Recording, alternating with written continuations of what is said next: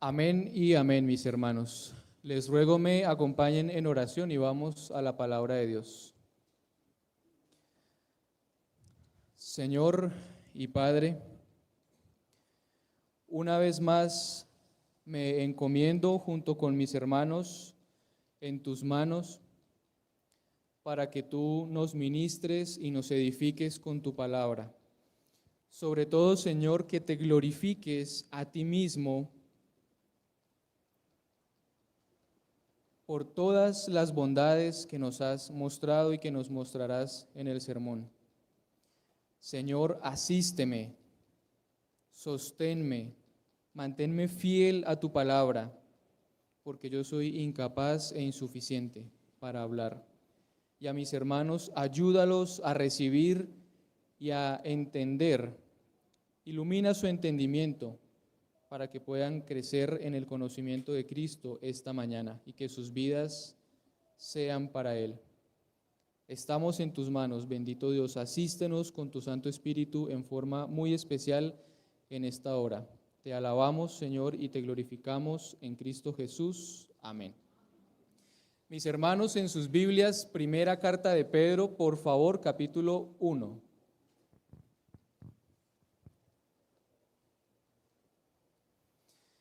Y mientras ustedes llegan, los voy a poner al tanto de algo del contexto histórico de la primera epístola de Pedro. Resulta que los eruditos sitúan la escritura o la autoría de esta carta más o menos en el año 63 a finales o principios del 64 después de Cristo. En el año 64 hubo un acontecimiento que cambió radicalmente el panorama para los cristianos en esa época, y es que en julio del 64 sucedió el gran incendio de Roma. ¿Han escuchado de eso? Casi toda la ciudad, la más importante del mundo, fue destruida, y el emperador, un loco y corrupto, adivinen a quién culpó. A los cristianos. Si han visto la película Pablo Apóstol, eso ilustra algo del trasfondo que se vivía en estos días. Como consecuencia, nuestros hermanos, los creyentes de antaño, fueron entregados a las bestias, fueron quemados vivos y usados para iluminar las calles de Roma, fueron expropiados, fueron perseguidos, fueron marginados, fueron rechazados, perdieron sus propiedades, perdieron sus empresas, perdieron su trabajo, sufrieron hambre, sufrieron pobreza y desnudez, y aun cuando iban a acudir a sus amigos y familiares, estos también los rechazaban. Los judíos por creer en el que ellos llamaban el impostor, y los gentiles por no adorar a sus dioses, por no adorar al emperador y por incendiar su grande y amada ciudad.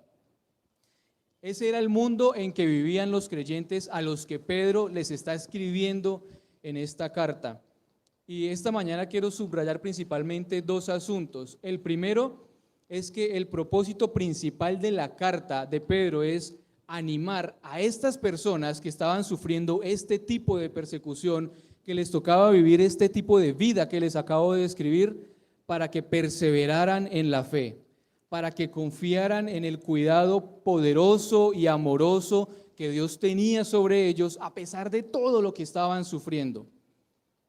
Y el segundo punto que quiero resaltar lo vamos a encontrar a partir del versículo 2, la obra de la Trinidad en la salvación nuestra. Desde que fue decretada nuestra salvación desde la eternidad, cómo ha sido aplicada a nosotros, cómo fue lograda y cómo el Señor nos sostiene en ella. Pero vamos a ver un poco sobre el propósito principal que les describí de Pedro al escribirle a estos hermanos, animarlos y consolarlos. Miren el versículo 5 y yo lo voy a leer para ustedes.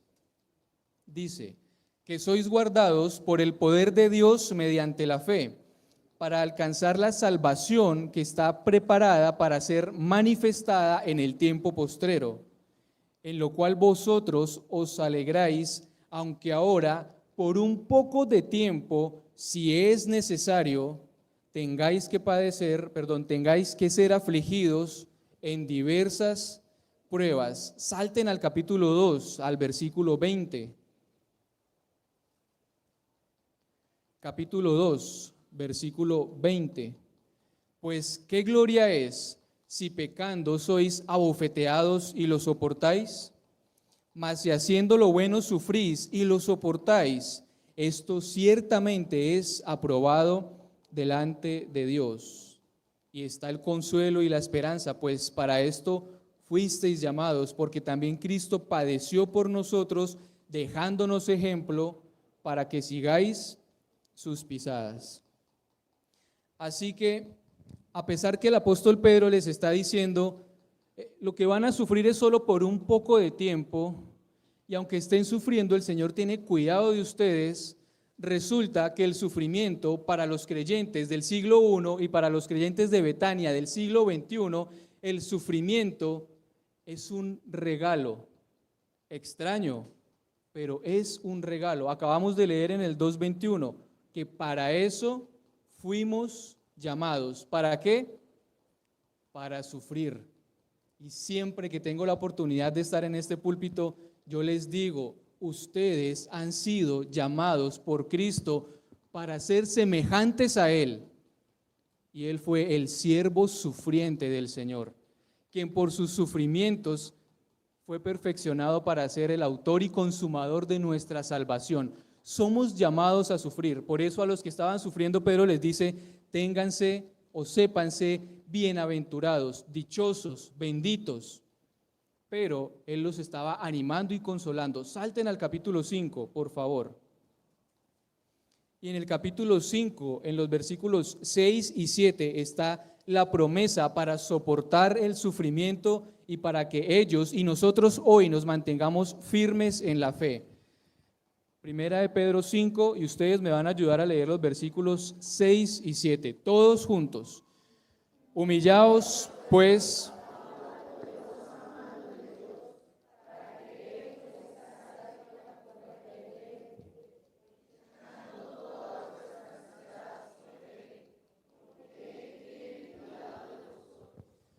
entonces, no solo en el capítulo 2, Pedro les dice, está bien que sufran porque para eso fueron llamados como Cristo sufrió, sino que a lo largo de toda la carta, él es repetitivo sobre esto, está llamando la atención de ellos y el Espíritu hoy de nosotros a esta realidad. Ténganse como bienaventurados cada vez que sufren. Cuando estamos padeciendo persecución, calumnias, injurias, lo que sea, simplemente recordemos a Cristo. El contexto de Pedro dice, quien cuando le golpeaban no respondía con otro golpe, quien cuando le maldecían no respondía promulgando juicio sobre ellos. Y el consuelo es, humíllense bajo la poderosa mano de Dios. Ahora que están sufriendo por un poco de tiempo, como leímos en el capítulo 1, humíllense para que Él los exalte cuando sea tiempo. Echen toda su ansiedad sobre Él, porque a pesar de lo que esté pasando, porque a pesar de lo que puedan estar sufriendo, Él tiene cuidado de ustedes. Ese, mis hermanos, es el precio de nuestra fe en Cristo. Sufrimiento sobre sufrimiento, y al sufrimiento le añadimos más sufrimiento. ¿Por qué? Porque el siervo no es mayor que su Señor. Si Cristo sufrió, ustedes van a sufrir, vamos a sufrir. La pregunta es, ¿estamos dispuestos?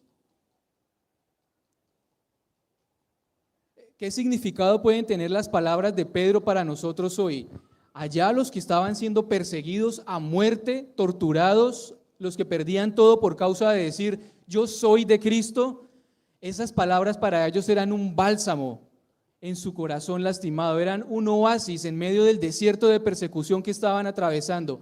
¿Qué significan para nosotros hoy esas palabras? ¿Tienen algún sentido? ¿Tienen algún peso? ¿Son consuelo para nosotros?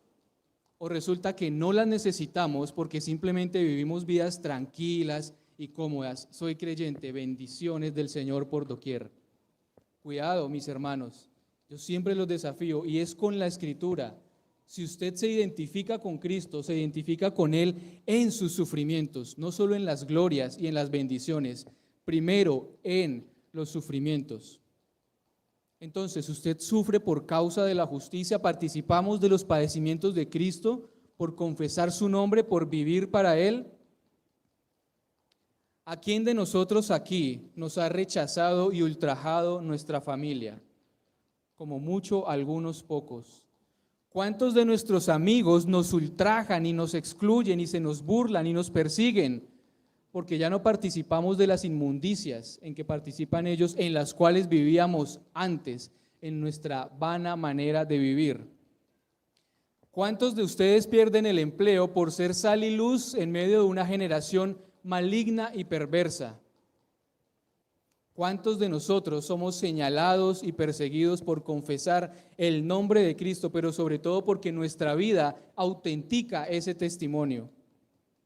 Hermanos, no sufrimos por causa de la fe, y mal haría yo en proceder al estudio de la primera carta de Pedro sin llamarles la atención a esto, porque es el propósito de esa epístola. ¿Y cómo lo vamos a entender? ¿Y cómo lo vamos a vivir si no entendemos y no pasamos por las pruebas que los hermanos del primer siglo estaban pasando? Ese era el costo del cristianismo y ese sigue siendo el costo del cristianismo.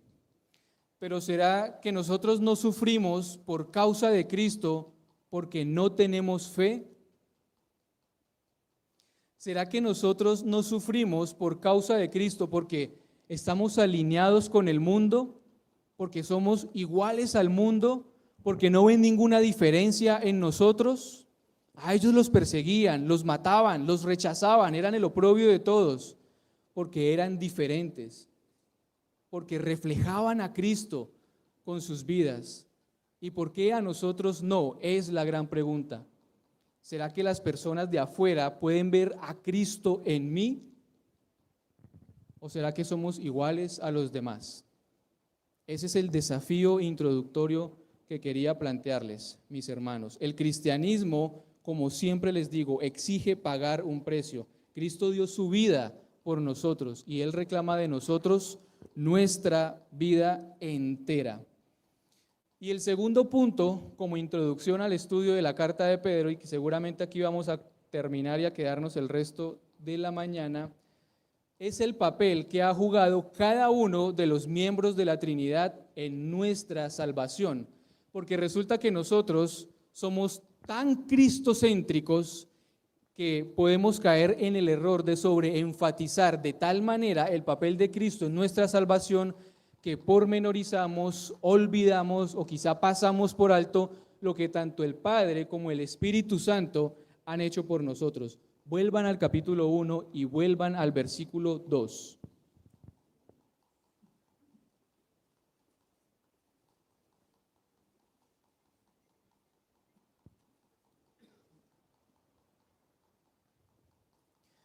Dice el versículo 2, elegidos según la presciencia de Dios Padre, en santificación del Espíritu, para obedecer y ser rociados con la sangre de Jesucristo, gracia y paz os sean multiplicados. El pastor, los ancianos, nosotros siempre les planteamos la historia de la redención en relación con lo que Dios ha hecho por nosotros desde la eternidad, en los términos sencillos de el Padre elige, el Hijo redime, salva y el Espíritu Santo santifica, aplica la salvación. Es lo que estamos leyendo en Primera de Pedro 1:2. Elegidos por el Padre, redimidos, rociados con la sangre de Jesucristo en santificación del Espíritu Santo. Miren semejante noticia tan solo en el saludo de la carta de Pedro a sus lectores.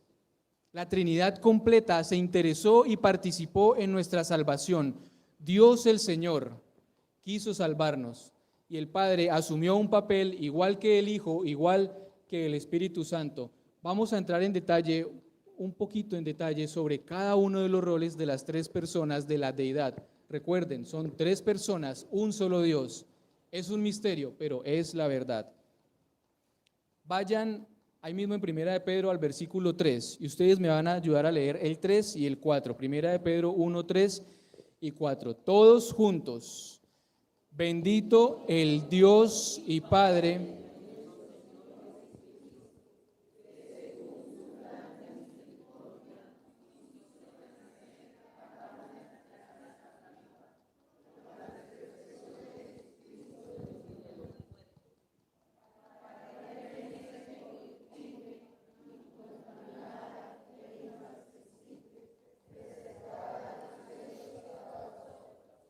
No quite los ojos de lo que acaba de leer.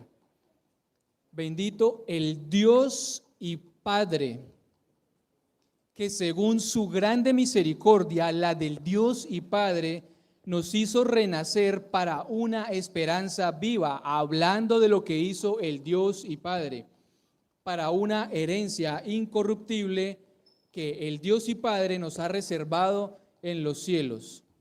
Como les decía, cometemos un error al enfatizar únicamente o al detenernos únicamente a observar lo que Cristo hizo por nosotros. ¿Por qué? Porque el Padre participó de principio a fin activamente en nuestra salvación. ¿Quieren que les diga algo? Allá en la cruz, en el suplicio y en la tortura del Calvario, el Padre estaba sufriendo quizá tanto como el Hijo por causa de nosotros. Vayan a Génesis capítulo 22, versículo 2.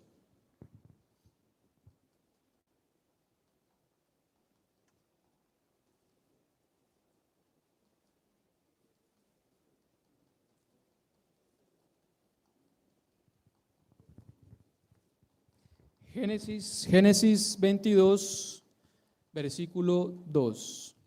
Esa es fácil de ubicar, así que vamos a leerla. Y dijo: toma ahora tu hijo, tu único, y vete a tierra de Moriah.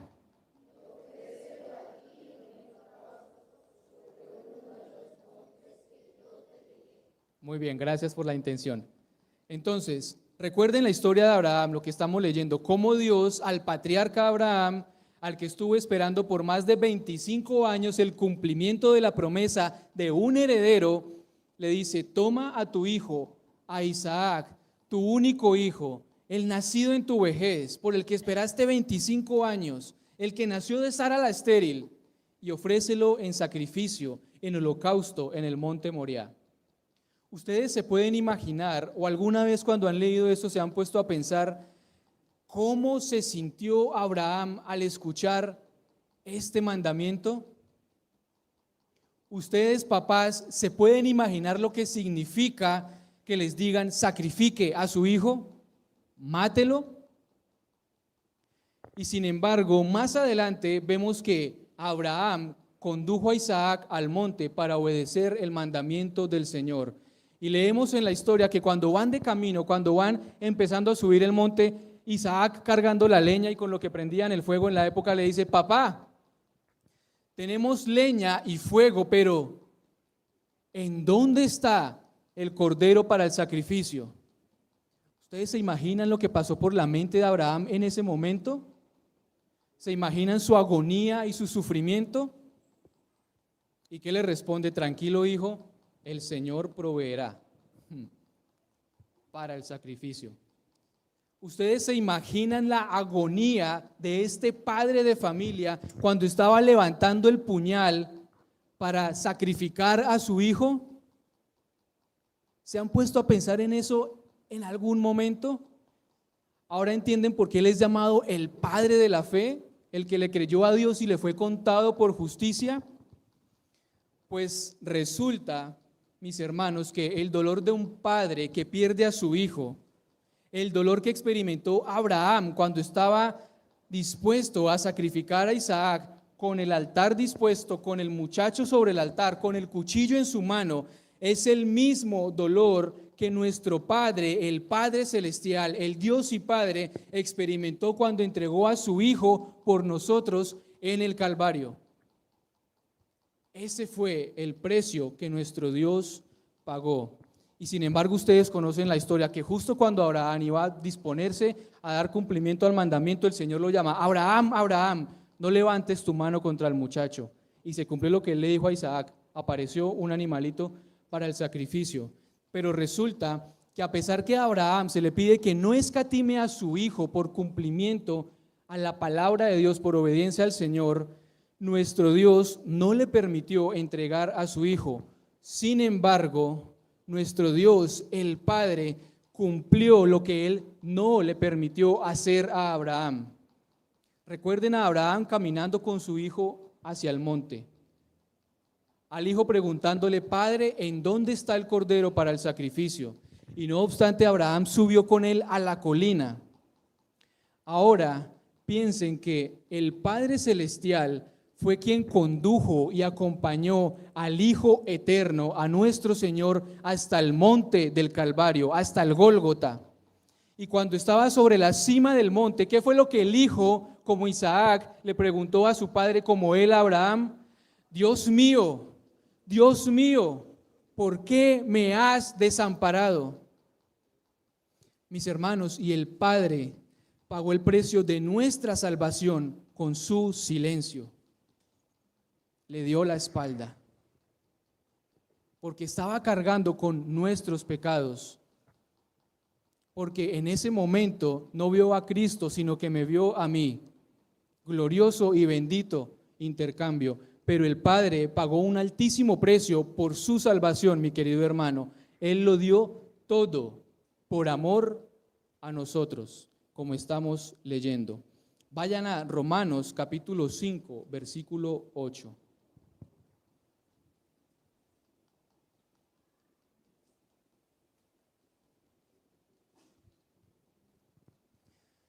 Desafiante el tema, ¿verdad? Pensamos muy poco en esta verdad. Romanos capítulo 5, versículo 8. Y ayúdenme a leer fuerte y claro para que se sacudan el calor que tienen encima. Romanos 5, 8, todos juntos. Mas Dios...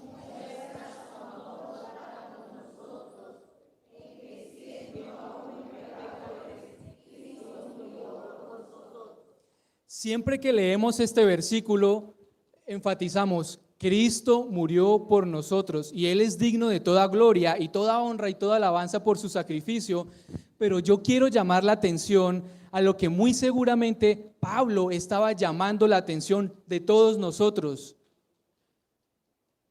Como dice, Cristo mostró su amor por nosotros.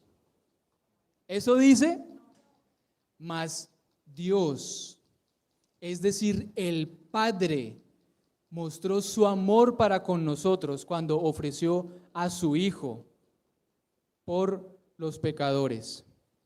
Es una verdad, pero es un misterio. El Creador eterno e inmutable, el Padre glorioso, el Padre de las luces, dio lo más querido para Él por amor a nosotros. Él también participó activa y constantemente desde la eternidad en nuestra salvación. Eso es lo que Pablo está llamando la atención, eso es lo que Pedro está llamando la atención, eso es lo que Juan llama la atención más adelante también. Recuerden, hermanos, la escena en el monte Moriah con Abraham y su hijo Isaac. Pablo en Romanos 5:8 que acabamos de leer nos recuerda al hijo de Abraham que era llamado el amado, Isaac, tu único hijo, a quien amas.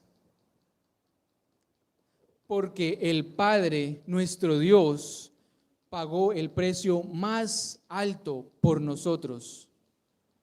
Hermanos, casi como si pudiéramos sentir el dolor de un padre cuando su hijo le pregunta, ¿en dónde está el cordero para el sacrificio? Padre, ¿por qué me has abandonado? Y ahora Pablo una vez más nos recuerda que el Padre Celestial fue quien llevó a su hijo, su único hijo, a la colina del Gólgota para ofrecerlo en sacrificio por todos nosotros. No me puedo cansar de repetirles esto. Si pudiera, se los taladraría en el fondo de su mente, lo pondría en el fondo de su corazón, pero se puede porque estamos en la Escritura y la Escritura es más cortante que toda espada de dos filos y penetra hasta lo profundo de sus corazones.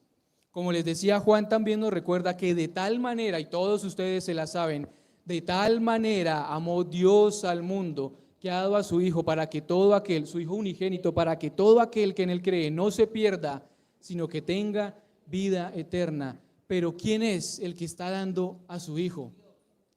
El Padre.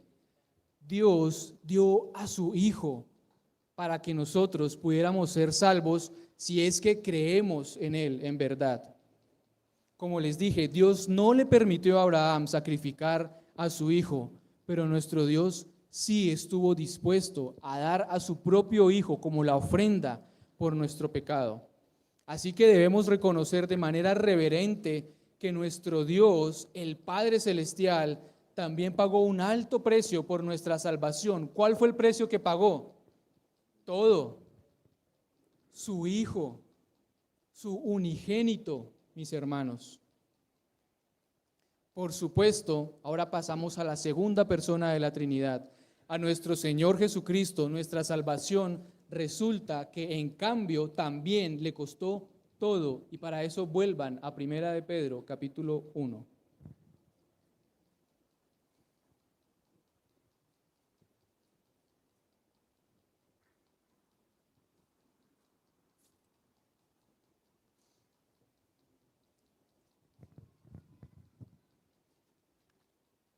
Y en el capítulo 1, ayúdenme a leer el versículo 18. Todos juntos, Primera de Pedro 1, 18. Sabiendo que fuisteis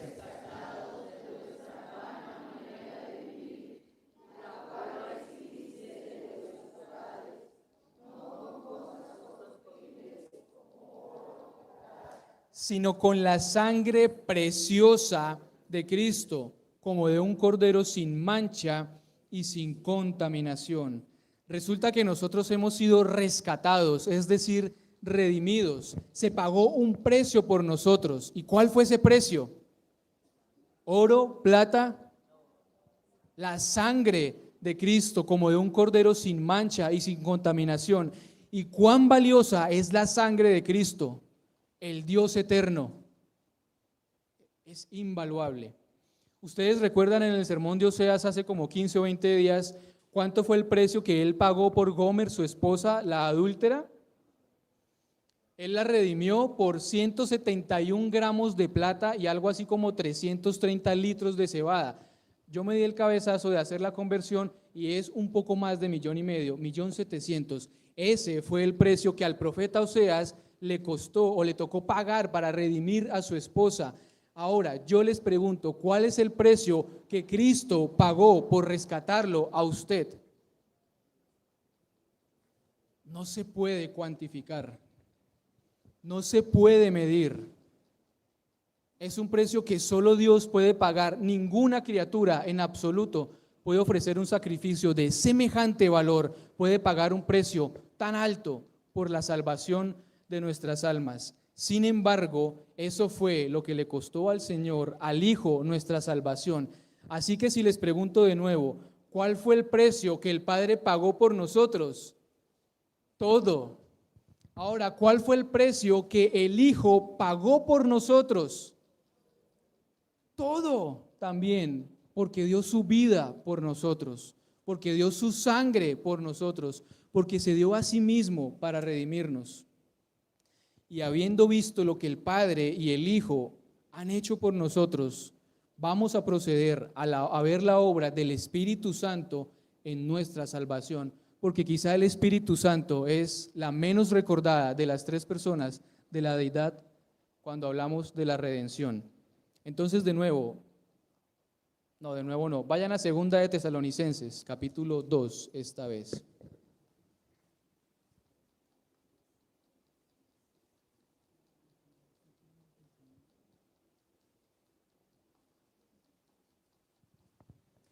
Segunda de Tesalonicenses, capítulo 2. Y acabamos de ver en Primera de Pedro que fuimos elegidos según la presencia de Dios para obedecer y ser rociados con la sangre de Cristo, y todo esto en santificación del Espíritu Santo. Ahora en Segunda de Tesalonicenses, capítulo 2, ayúdeme a leer el versículo 13. Segunda de Tesalonicenses 2:13. De nuevo todos juntos. 2:13. 10 más 3. 2:13. Todos juntos. Pero nosotros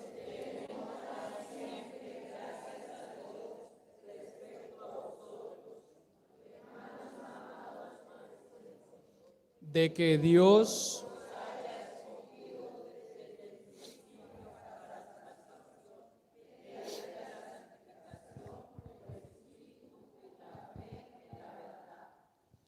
¿quién nos escogió?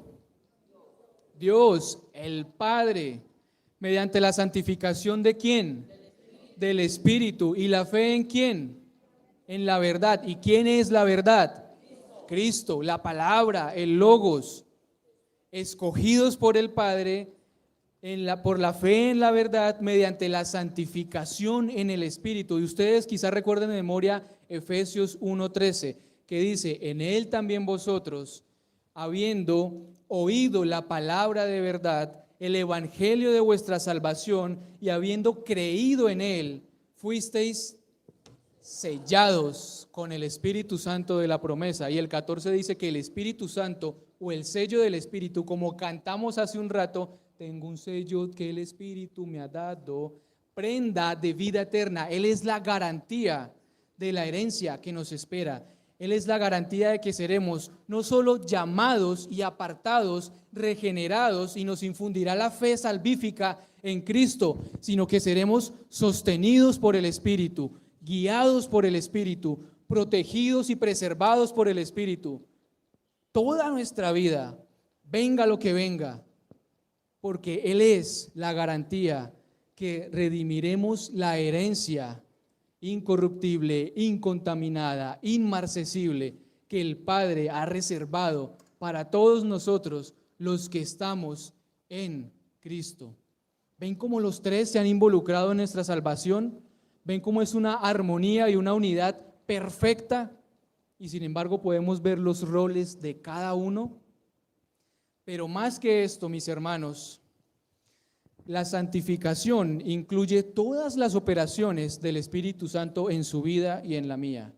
Es el que nos conduce a Cristo, es el que nos regenera. Según Pablo en 2 Corintios 12:9, es el que nos da la fe como un don, es el que nos aparta del pecado, es el que nos limpia y nos purifica, es el que nos capacita para que podamos crecer en el conocimiento de Cristo, y más aún para que podamos vivir como Cristo demanda que vivamos. Y parte de la santificación del Espíritu Santo incluye lo que Él está haciendo por ustedes hoy, en este mismísimo instante. Vuelvan a 1 de Pedro, capítulo 1.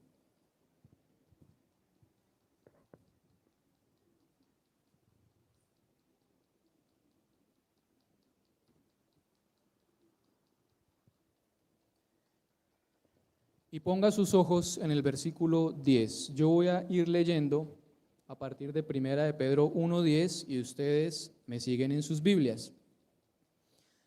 Dice: los profetas que profetizaron de la gracia destinada a vosotros inquirieron y diligentemente indagaron acerca de esta salvación. En el 11 dice: escudriñando qué persona y qué tiempo indicaba el Espíritu de Cristo que estaba en ellos, el cual anunciaba de antemano los sufrimientos de Cristo, así como las glorias que vendrían tras ellos. El Espíritu de Cristo, el Espíritu Santo, hablando a través de los profetas, y hoy día nos habla también a través de los profetas en la Escritura que nos ha legado. Pero mire el versículo 12. A estos, es decir, a los profetas, se les reveló que no para sí mismos, sino para quienes, para nosotros, administraban las cosas que ahora os son anunciadas por los que os han predicado el Evangelio por el Espíritu Santo enviado del cielo. Dice, cosas en las cuales aún los ángeles anhelan mirar y que ahora les han sido manifestadas, reveladas, dadas a conocer a ustedes por el testimonio de los profetas, por el testimonio de los apóstoles, por lo que les ha sido anunciado, por los que nos paramos aquí a predicarles. Pero resulta que en realidad, según este versículo, ¿quién es el que en este momento les está predicando el Evangelio a ustedes? El Espíritu Santo, santificándolo, purificándola, guiándola al arrepentimiento y a la fe en Cristo, limpiándolo para que dé más fruto, porque dicho de otro modo, Cristo es la vid y el árbol, nosotros somos los pámpanos que estamos en el árbol, y el Padre es el labrador, el que nos limpia, el que nos purifica. Como rogaba Cristo, purifícalos con tu verdad, tu palabra es verdad. ¿Y cómo nos llega, cómo nos es anunciada la palabra de Dios que nos limpia y nos purifica? por el Espíritu Santo. Eso es parte de su obra por nosotros. ¿No es glorioso? ¿No podemos ver en todo esto el amor del Padre, del Hijo y del Espíritu Santo por nosotros? Ahora, habiendo hecho esta exhortación, si ustedes lo notan, usualmente es mi estilo que antes de decirles qué es lo que tienen que hacer, cómo es que deben vivir, me esfuerzo por recordarles qué es lo que ustedes han creído, qué es lo que Dios ha hecho por ustedes. Es lo que siempre hace Pablo en sus cartas, no lo han detallado, siempre recuerda la esperanza en el evangelio que tienen y luego les dice, ahora sí, vivan de esta manera. Es lo que Pedro está haciendo en la primera epístola, recordando todo lo que Dios ha hecho por nosotros para después decir, sean santos como el que los llamó es santo. Es lo que, por ejemplo, el Señor estaba haciendo allá en el monte Sinaí, cuando estaba dando la ley a su pueblo. Yo soy Jehová tu Dios, que te saqué de la tierra de Egipto, que te rescaté. Por tanto, vive de esta manera delante de mí. El Señor siempre recuerda lo que Él ha hecho por nosotros, porque esa es la base, ese es el fundamento, esa es la motivación adecuada. Es más, es la única motivación lo suficientemente robusta y legítima para que usted pueda perseverar en la vida cristiana, para que usted pueda prestar atención y obedecer las palabras de Dios. Ahora, habiendo dicho esto, mis hermanos, vayan a la segunda carta a los Corintios, capítulo 6.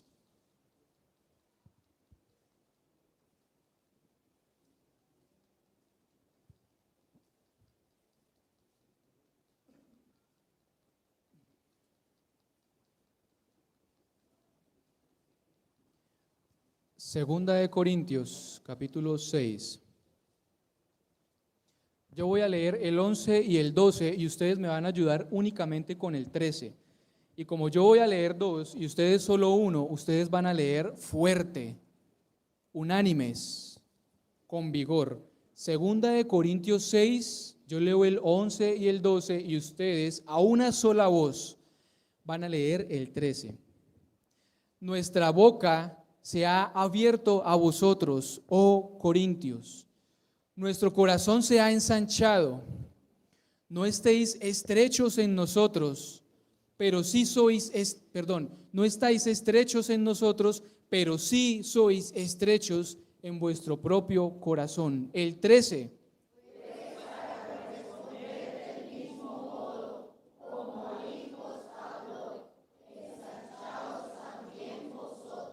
Ese versículo 13, la Nueva Biblia de las Américas lo traduce como sigue: para tener igual reciprocidad, ustedes también abran su corazón de par en par al anuncio que les estamos haciendo, a la palabra que les estamos predicando. La traducción del lenguaje actual traduce: amor con amor se paga. Por eso, como si fuera su padre, les suplico, ámenme como yo los amo. Y estoy seguro que la súplica que les voy a hacer a continuación viene sobre todo en nombre del pastor y en nombre de los ancianos, pero también tengan en cuenta lo que hemos visto, la obra del Padre, del Hijo y el Espíritu Santo. Cuando yo clamo, amor con amor se paga, ábranos su corazón, correspondan del mismo modo a lo que les ofrecemos desde acá. ¿Quién les está hablando? ¿Quién les está diciendo amor con amor se paga? Debe haber reciprocidad. Ábranos su corazón de par en par. Hermanos, no es mentira cuando yo les digo que mi corazón se hinche de amor por ustedes. No es simple poesía barata el decirles que los amo, que ustedes son mi familia. Yo no tengo amigos ni familia fuera de ustedes, pero hermanos, me aterra ver el caminar liviano, ligero de muchos de ustedes en la vida cristiana.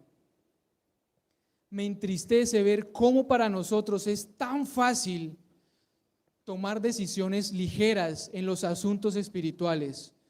Y les digo algo, me llena de celo ver la forma como muchos de ustedes, a quienes amo, disponen del día de reposo.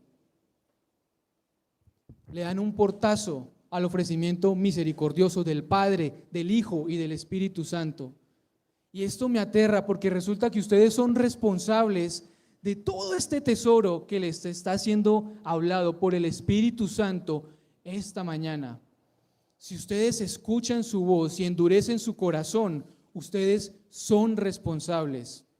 Si ustedes escuchan su voz y no prestan atención y no guardan sus mandamientos y no obedecen su voz, ustedes son responsables delante de Dios. Y las sillas vacías también lo son, a quienes ustedes deben acercarse y amonestar y exhortar. Mis amados, ¿qué puede ser más importante que venir a la presencia de nuestro trino Dios, a entrar en comunión con el Padre que nos eligió, con el Espíritu Santo que nos santificó y con el Hijo que se ofreció a sí mismo por nosotros? ¿Qué puede ser más valioso que estar en comunión con el Dios que nos amó y se dio a sí mismo por nosotros? ¿Qué puede ser más glorioso que venir a cantar alabanzas a Dios, a unir nuestras voces al coro de millones, de millares, de ángeles y de creyentes que cada domingo levantan su voz para proclamar alabanzas al Rey de Reyes? ¿Qué puede ser más glorioso que ese espectáculo del que participamos cada 8 días cuando cantamos alabanzas al Señor, cuando leemos juntos la Escritura, cuando alabamos en la doxología a Dios el Padre Celestial, al Hijo el Redentor y al Consolador que nos ha santificado? ¿Qué puede tener más importancia y más valor que eso? Ninguna cosa en este universo. Y sin embargo, para nosotros, una y otra vez, hay otros asuntos más importantes y más valiosos. Yo les pregunto, ¿cuál es su responsabilidad y qué es lo que le espera a usted o a cualquier persona que no estime el sacrificio del Padre al entregar a su Hijo por nosotros? ¿Qué es lo que le espera a aquel que tenga en poco la sangre preciosa que el Cordero sin mancha y sin contaminación entregó por nosotros en la cruz? ¿Qué es lo que le aguarda a aquel que escuchando la voz del Espíritu Santo endurece su corazón? Terrible cosa será caer en las manos del Dios vivo. Y yo quiero hacerles esta advertencia, no para desanimarlos, no para aterrarlos, sino para sacarlos quizá del letargo en el que están o sacarnos del letargo en el que estamos, porque el sermón primeramente fue para mí y para animarlos, para exhortarlos a que a mí, al pastor, a Ricardo, a John, a Jacir, a los ancianos, al Señor, abran su corazón de par en par. Permítanos enseñarles la palabra. Nosotros invertimos nuestra vida con amor y con gozo para traerles cada 8 días la palabra profética más segura, la leche espiritual no adulterada, la palabra de Dios, porque esa es viva y eficaz.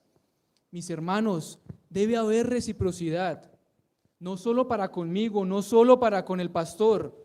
Amor con amor se paga. ¿Quién es el que los amó? Ya les enseñé, el Padre, el Hijo y el Espíritu Santo. Su reciprocidad, ¿para quién debe ser? Su respuesta de amor, ¿para quién debe ser? Para el Señor. ¿Ustedes lo aman? Seguramente por pena dijeron o no dijeron, pero estoy seguro que sí. Pero si lo aman, guarden los mandamientos, abran su corazón, escuchen su voz, atesoren su palabra, presten atención, obedézcanla, permanezcan fieles en la comunión con los santos, ábranos su corazón. A lo mejor todos nos animamos y crecemos juntos en la fe. Voy a concluir con 3 preguntitas y según cómo me respondan me voy a dar cuenta si pude cumplir mi objetivo esta mañana. Mis hermanos, cuando el Padre entregó a su Hijo en el monte del Calvario, ¿qué estaba dando por usted? Todo. ¿Qué estaba dando por usted? Todo. Cuando el Hijo vertió su sangre en la ignominiosa cruz, ¿cuál fue el precio que estaba pagando por usted? Todo. Y el Espíritu Santo que lo santifica, ¿qué es lo que hace por usted? Todo. Entonces, en resumen y en una pregunta final, ¿qué es lo que Dios ha dado y ha hecho por nosotros? Todo. Así que, mis amados, ya que el Señor lo ha dado todo por nosotros, resulta que Él solo demanda una cosa de ustedes. Todo. Absolutamente todo. Nuestra mente, nuestra voluntad, nuestra obediencia, nuestro corazón, nuestros afectos, como una respuesta recíproca en términos de Corintios, como respondiendo al amor con nuestro amor, que es la obediencia. Oremos, mis hermanos.